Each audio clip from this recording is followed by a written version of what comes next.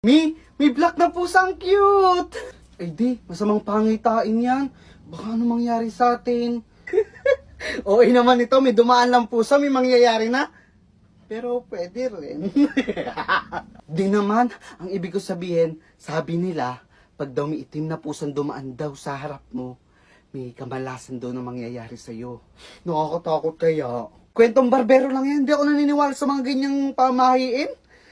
Dito na nga ako. O sige, mag-ingat ka. Pasok na ako sa loob Hello po, tita. Si Jacob nandito sa ospital. Ha? Bakit po? Ano po nangyari? Na-aksidente siya. Pwede ka bang pumunta saglit dito? Sige po, punta po ako dyan. May black na pusang cute! Ay di, masamang pangitain yan. Baka ano mangyari sa atin?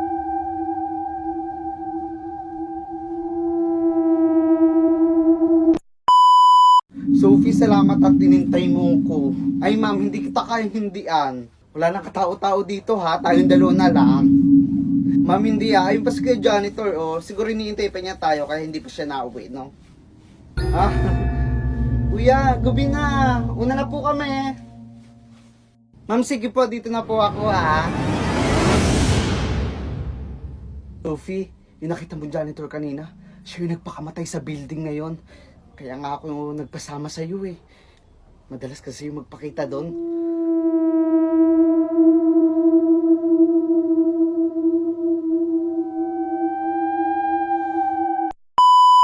Hoy kuya! Baboy gabi na, ba't ngayon ka lang umuwi? Ang daya mo, sabi mo susunduin mo ako. Oo nga pala, nung nakalimutan ko. Nakantay pa naman kita, saan ka ba nagpunta?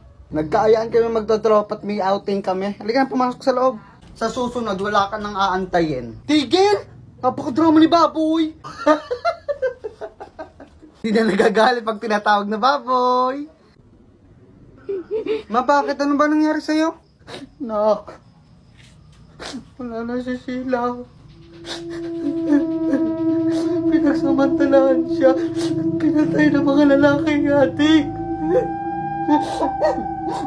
Anong daw nangyari malapit sa pinag-aantayin niya? Kung saan siya sinusundo. Naantay pa naman kita. Saan ka ba nagpunta? Sa susunod, wala ka nang aantayin.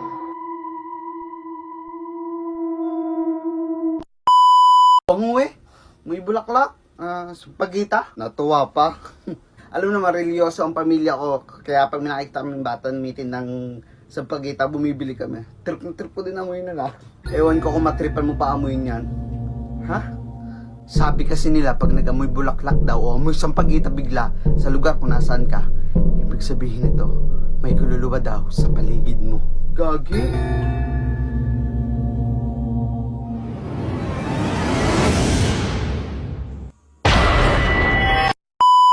Bes, ang ganda ng bulaklak na yun. Yung pa Hoy, bawal magtuturo sa gabi. Ay, bawal na ba? Ngayon ko lang nalaman.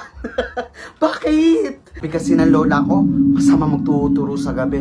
At baka iba ang maturo mo. Baka mga elemento kung anong gawin sa'yo. Kaya ako sa'yo, kagatin mo na yung daliri mo.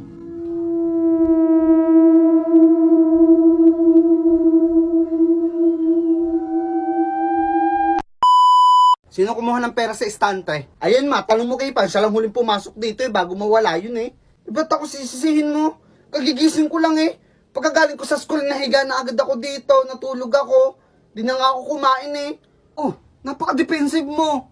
Tinatanong ko lang naman kayong dalawa kung sino kumuha. Pero ang dami mo agad sinabi dyan. Ano, siguro ikaw talaga kumuha, no? Ngayon ka magsalita. Ano? Natameme ka. Hindi ka makapagsalita dyan. Kasi totoo, tahimik mo halatang guilty ka no? Pag nag-explain ka, defensive. Pag nanahimik at di ka na nagsasalita, guilty. Alam nyo? Putang ina nyo! Pwisit. Honey Banchi, sana ikaw na lang at ako. Bakit? Para you and me.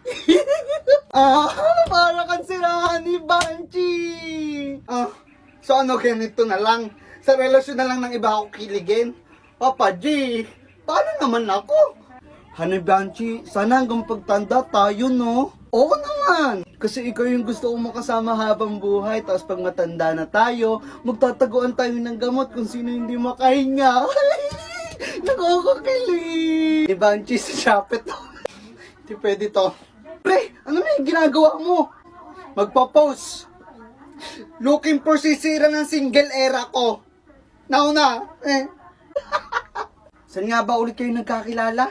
Actually, sa Timo niya ako nahanap. Sa Timo? Oh, the best daw yun eh. Susubukan ko na nga talaga yan. The best talaga dun.